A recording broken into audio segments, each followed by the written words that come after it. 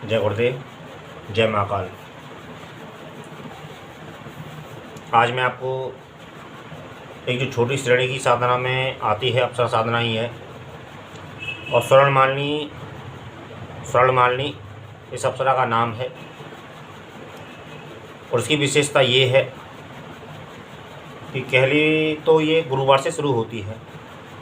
कोई अच्छा गुरुवार का दिन देख लीजिए, और जिस गुरुवार में कोई अच्छा योग हो, गुरु पुष्प योग हो, जैसे आज सोमवती अमावस्या है और सोमवार को जो अमावस्या पड़ती है उसको सोमवती अमावस्या कहते हैं।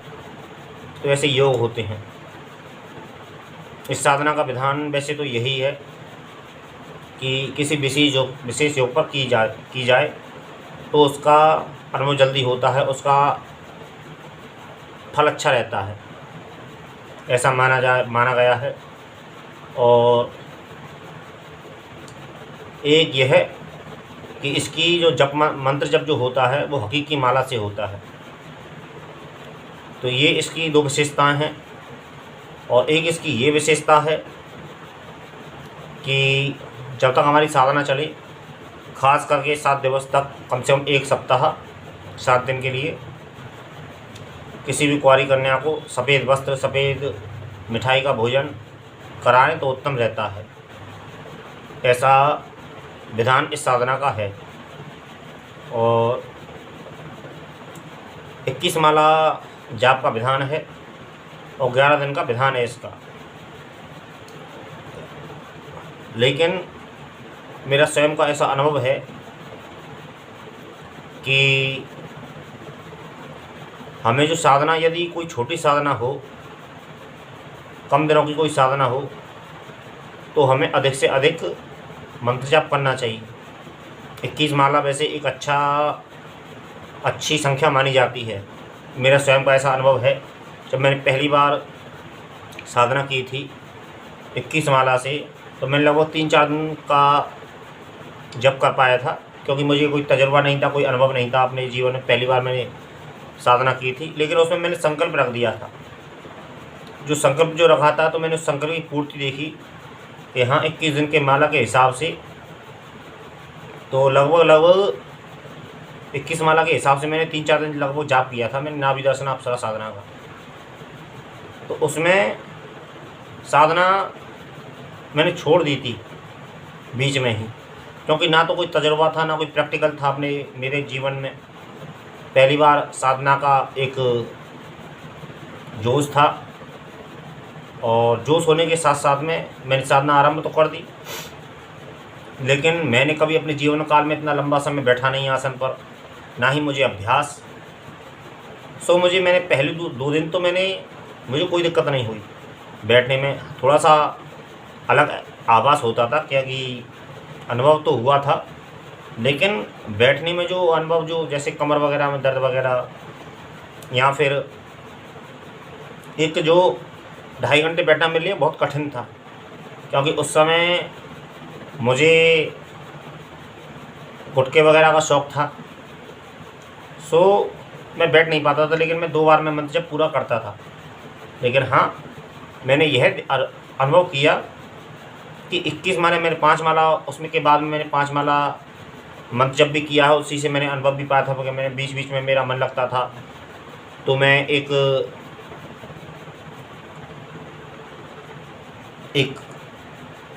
लंबे समय तक मंत्र जप कर पाता था। कहीं नहीं तो 10-11 माला कर देता, जबकि मेरा संकल्प में मेरी जो वचन था वो 5 माला का था मेरा संकल्प। लेकिन कभी कभी 11 माला मेरा मन लगता था। जब मैंने दोबारा साधना आरंभ की थी, तो मैं 11-11 माला लगभग कर देता था बीच बीच में। तो उसका एक अलग आभास होता था। आभास तो होता है साधनाओं में, लेकिन साधक किस कोटि का है, साधक किस श्रेणी का है, ये एक समझने वाली बात होती है। कुछ लोग सिद्धियों की खोज में निकलते हैं, तो सिद्धियां तो जो तजुर्बेकार नहीं होते हैं, या फिर जो केवल सिद्धियों की खोज में निकलते हैं, ना तो जिन्हें मंत्र का ज्ञान होता है, ना साधना ज्ञान होता है, ना साधना के बीच में जो अनुभव होते हैं, ना तो उसका ज्ञान होता है। एक बात और, बीच में ऐसी कई पुस्तकें हैं जिनमें विधि विधान सही मिलते हैं बहुत सी साधनाओं की। और ये जो मैं अप्सरा की बात कर रहा हूँ, ये छोटी साधनाओं के साथ साथ में छोटी साधना होने के बावजूद भी बड़ी साधना मानी जाती है, क्योंकि इसमें स्वर्णमालिनी अप्सरा का नाम है। तो इससे आप आभास लगा सकते हैं कि जो इसकी काया होगी, जो उसका शरीर होगा, वो सोने जैसा चमकता होगा और ये सोने के आभूषण जरूर पहनती होगी। मेरा ऐसा स्वयं का मानना है। ऐसी कई साधनाएं होती हैं जो स्वर्ण प्रदान करती हैं, लेकिन उन साधनाओं की कुछ विशेषताएं, कुछ विशेष बंधन भी होते हैं कि जैसे मैं ऐसी स्वयं कई साधनाओं को जानता हूँ, लेकिन मैं कभी भी उनका मंत्र विधान देना, और मैंने एक दो भूतनी साधनाओं वगैरह की जानकारी दी है। लेकिन बहुत से लोग बोलते हैं 1000 सिक्के सोने की साधना में दे रखी है मैंने, लेकिन उसका जो विधान ये है कि वो 1000 सिक्के जो मिलेंगे, पहली बात तो वो खर्च करने पड़ेंगे, और दूसरी बात वो पत्नी रूप में ही साधना तुमको सिद्ध करनी पड़ेगी, भूतनी साधना है। तो ऐसा बहुत साधना में है, मैं स्वयं ऐसा मानता हूँ, क्योंकि मैं स्वयं साधक हूँ और मैं साधकों के बीच में रहता हूँ। और मैं आने वाले वक्त में आपको कुछ अनुभव भी बताऊँगा जो मेरे स्वयं की आंखों देखे अनुभव हैं। एक तो यक्षिणी साधना का है, और प्रैक्टिकल हिप्नोटिज्म जो आप समझते होंगे, सम्मोहन जो विद्या है, उसका भी मेरे पास में अनुभव है। मैंने अपनी आंखों से उन चीज़ों को देखा है, क्योंकि मेरे स्वयं पिता साधक रहे हैं, और साधक होने के साथ साथ में उन्होंने हमें बहुत सी चीज़ें बताई हैं। वो आने वाले समय में बताऊंगा उन चीज़ों को, लेकिन फिलहाल में मेरा जो विषय है वो स्वर्णमालिनी अप्सरा साधना का संबंध विषय है, उसी पे चर्चा करते हैं।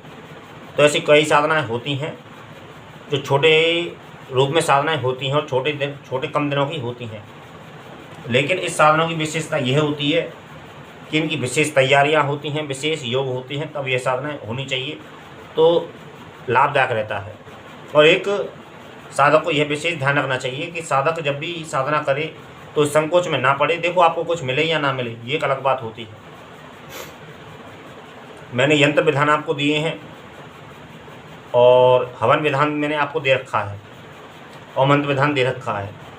यदि आप उन विधानों को ढंग से देखोगे और यदि मेरी बात अच्छी लगे, मेरा वीडियो अच्छा लगे, मेरी बात सही लगे, तो लाइक ज़रूर करना और कमेंट ज़रूर करना। इस बात की मेरी मांग है आपसे, आप लोगों से। एक तो लाइक करना और कमेंट करना मेरी बात सही लगे तो। विधि विधान में मैंने जो आप लोगों को दे रखे हैं, एक तो हवन विधि है, एक अप्सरा साधना की विधि है, और एक यंत्र निर्माण की विधि है, मैंने आप लोगों को दे रखी है। यदि आप उस विधि विधान को ठीक से समझोगे, एक बार में समझ में नहीं आता। विधि विधान हम जल्दबाजी में अक्सर देखते हैं, हम जल्दबाजी में ही अक्सर सभी कामों को करते हैं, तो ये चीज़ ठीक नहीं है। जल्दबाजी में हर काम नहीं होते हैं। मैंने जो विधि विधान दे रखे हैं आप लोगों को, तो उसको ठीक से समझिए और ठीक से समझने का प्रयास कीजिए। उसमें वो सारी बातें बताई गई हैं जो आपके समझने योग्य हैं। एक बार में समझ नहीं आता, दोबारा पढ़िए, दोबारा आधा समझ में आएगा आपका। तीसरी बार पढ़िए, फिर उसको तीसरी बार पढ़ेंगे तो आपका पूरा समझ में आएगा। और यदि एक आध दो चीज़ कोई समझ में नहीं आती है तो आप उसके विषय में पूछ सकते हैं, जब समय मिलेगा तो आपको उत्तर मिल जाएगा। लेकिन जब भी आप मैसेज करें तो व्हाट्सएप पर करें, और आप यूट्यूब वीडियो पर कमेंट करते हैं तो उसका आप लोगों तक उत्तर पहुंच पाता है कि नहीं पहुंच पाता, ये तो मुझे नहीं कर पता है।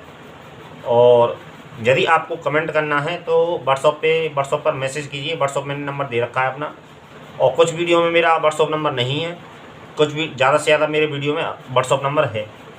और तो कहने का अर्थ ये है कि ये जो स्वर्णमालिनी अप्सरा जो है, ये 21 माला जाप है। वैसे इसका विधान में 21 माला जाप है, लेकिन मैं ऐसा मानता हूँ कि 21 माला वैसे तो ठीक जप संख्या होती है, यदि पूर्ण विधि विधान से, यदि हवन के साथ में किया जाए।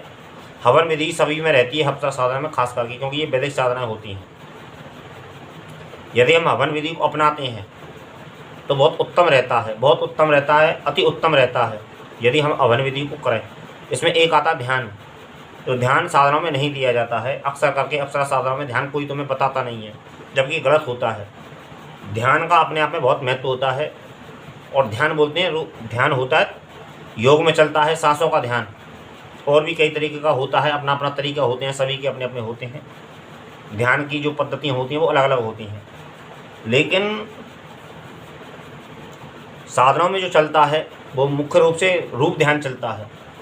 जिस साधना को हम कर रहे हैं या फिर जिस रूप को हम, जिस अप्सरा की हम साधना कर रहे हैं, सबसे पहले तो उसका रूप निर्मित किया जाता है अपनी आँखों में, अपनी आँखों में। तो उसका सबसे पहले तो हम रूप स्वीकार करें कि हमें कौन सा रूप पसंद है। यूट्यूब पर अनेक फ़ोटो मिलते हैं, गूगल पर, उनमें से आप कोई भी फ़ोटो चुन लीजिए और जो भी फ़ोटो आपको पसंद हो उसका रूप ध्यान कीजिए। रूप ध्यान बोलते हैं हम जिस फ़ोटो को देख रहे हैं, हम जिसे जैसा रूप में देखना चाहते हैं उसको बोलते हैं रूप ध्यान। रूप ध्यान बहुत आवश्यक होता है। भक्ति योग में भी ये चलता है। और रूप ध्यान जो होता है बहुत, यदि आपके पास में रूप ध्यान का एक यह महत्व होता है कि हमारे पास में यदि कोई चीज़ की कमी है तो मन से किसी भी चीज़ को अर्पण कर सकते हैं, शक्ति को अर्पण कर सकते हैं। भौतिक जगत में ऐसा नहीं होता है, भौतिक जगत में तो देना ही पड़ता है। तो इस साधना का सबसे पहला विधान तो यही है कि किसी भी कुंवारी कन्या को 1 सप्ताह 7 दिन सफ़ेद वस्त्र यदि देने की सामर्थ्य हो तो ठीक है, वरना कुछ भी सफ़ेद रुमाल दे सकते हैं। एक 10-15 रुपये का, 20 रुपये का, 25-30 रुपये का मार्केट में मिल जाएगा आपको। और सफ़ेद एक मिठाई का भोजन, उसको अच्छा भोजन अपनी तरफ से जितना भी नॉर्मल तरीके से होता है एक प्रसन्न करने की कोशिश करें। और भी सफ़ेद वस्तु, अगर यदि आपके मन में कोई श्रद्धा है तो और भी कोई वस्तु दे सकते हैं। और सात्विक वृत्ति, तामसिक भोजन का निषेध, और जितना भी हो सके साधना की गोपनीयता बनाए रखें। कभी भी तंत्र साधना का एक विधान होता है, खास करके अप्सरा साधनाओं का और यक्षिणी साधना वगैरह का, और भी एक अनेक साधना होती हैं, इनका हमको गुप्त रखना चाहिए जितना हो सके। और ख़ास करके अप्सरा साधना तो विशेष गोपनीय होती हैं, विशेष गोपनीय होती हैं अप्सरा साधना, क्योंकि अप्सरा साधना जो होती है वो विशेष करके अपने लिए ही होती है। इस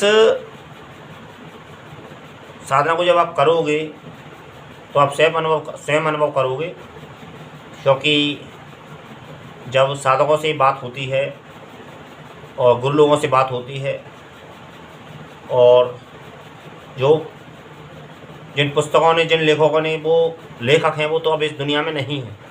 पुरानी पुस्तकों में कुछ अच्छे लेख मिलते हैं, कुछ अच्छी जानकारियाँ मिलती हैं, मेरे पास में हैं। लेकिन मैं ज़्यादा विधि विधान देना ठीक नहीं समझता, क्योंकि बहुत से लोग आप यह भी पूछते हैं कि आप ये विधि विधान कहाँ से लाए हो, और इन विधि विधानों को हमको दे दो। तो ऐसे नहीं दिया जाता विधि विधान, क्योंकि लोग वह गलत अर्थ निकालते हैं, लोग बाग उसका मिसयूज करते हैं, उसका दुरुपयोग करते हैं। तो आने वाले समय में आप लोगों को विधान दूंगा और ऐसी साधना के विधान दूंगा जो तंत्र क्षेत्र में अच्छी साधनाएं मानी जाती हैं और जिनमें योगदान है और जिनका कुछ अपने जीवन में उपयोग है, और जो आपको जीवन में कुछ दे सकती हैं, हासिल कर सकती हैं। यदि आप ठीक तरीके से साधना करो तो आप जीवन में कुछ पा सकते हैं। लेकिन कहने का प्रयास मेरा ये है कि तामसिक वृत्तियों का प्रयोग बिल्कुल बंद करें, और कम से कम वैसे तो ये 11 दिनों की साधना है, और लेकिन जो नई साधक जो होती है उनमें क्षमताएँ कम होती हैं। मेरा ऐसा स्वयं का अनुभव है, क्योंकि जब मैं नए रूप में, जब मैं नया साधक था तो मुझ में भी क्षमताएँ कम थीं, लेकिन धीरे धीरे मैंने अपनी क्षमताएँ विकसित की हैं, और धीरे धीरे मैंने साधनाओं को करके मैंने अपने जीवन में अनुभव प्राप्त किया है। तो एक बात यह भी है, और जब ये प्रकट होगी तो कुछ चीज़ें मूल रूप से समझ लो कि प्रकट होने के समय पे इस अप्सरा से प्रकट होने का मंत्र वगैरह जिसे रहस्यमय माना जाता है उसकी जानकारी ले लें कि आप हमको जब प्रकट होंगी तो हम आप कैसे प्रकट होंगी, और हमें उसकी जानकारी दीजिए। और वचन जैसे भी आपको लेने हैं, और एक जानकारी यह दे दूं कि ये अप्सरा जब आएगी आपके पास में तो स्वर्णाभूषण पहनती है ये, तो वो आपको छोड़ के भी जा सकती है, दे के भी जा सकती है। जैसा भी अपना वो होता है, साधना का अपना एक लेवल होता है, और लेकिन उनको संभाल कर रखें, उन्हें कभी भी बाज़ार में बिकने की कोशिश ना करें, इससे शक्ति का अपमान होता है। अपनी सामर्थ्य को बढ़ाइए, अपनी गुंजाइश को बढ़ाइए। संत कहते हैं कि सादा जीवन उच्च विचार। ऐसा जो संत होते हैं वो लोग ऐसा कहते हैं कि सादा जीवन उच्च विचार। अपनी ज़रूरतों को छोटा कीजिए। हमारी ज़रूरत जो होती है रोटी कपड़ा मकान होती है, हमें इनसे बाहर नहीं सोचना चाहिए। हमें इनसे बाहर सोचते हैं तो हमारी जेब छोटी हो जाती है और ये शौक़ बड़े हो जाते हैं। तो साधक हो आप, तो साधक को साधनाएँ करने के साथ साथ में स्वयं को साधना चाहिए और स्वयं की जो इच्छा जो होती हैं, स्वयं की जो मनोवृत्तियाँ जो होती हैं उन्हें साधना चाहिए, उनको समझना चाहिए। उनको समझने के साथ साथ में उनको कंट्रोल करना चाहिए। क्योंकि जो बाहर का जो हम आडंबर देखते हैं या फिर जो हम रहन सहन देखते हैं या फिर एक ऊंचे लेवल का कल्चर देखते हैं तो उनसे हमें बचना चाहिए। साधक हैं हम तो हमें साधक ही बनकर रहना चाहिए। और आने वाले समय में आपको दूंगा, लेकिन आपका इसका विधि विधान दे रहा हूँ, इसको आप समझिए और समझने के साथ साथ में साधना कीजिए। और कैसा अनुभव आपको लगता है, कैसा अनुभव प्राप्त होता है मुझे ही बताइए, क्योंकि मैं तो भक्ति साधना करता हूँ तो मुझे तो भक्ति साधना में कभी आप लोगों के सामने दे ही नहीं पाता। सो आने वाले समय में उस चीज़ की भी जानकारी आप लोगों को दूंगा कि भक्ति साधना के क्या अनुभव होते हैं और क्या क्या अनुभव होता है। ठाकुर जी किस तरीके से 24 घंटे हमारे साथ में रहता है और कैसा कैसा अनुभव होता है, बड़ा आनंद आता है। लेकिन आप लोगों को भक्ति की तो ज़रूरत है नहीं, आप लोगों को भगवान की ज़रूरत है नहीं, आप लोगों को तो तंत्र साधना की और सिद्धियों की ज़रूरत है। सो उसी संबंधित आने वाले समय में भक्ति से भी संबंधित वीडियो अपलोड करूँगा। सो आज के लिए फ़िलहाल इतना ही। जय गुरुदेव, जय महाकाल।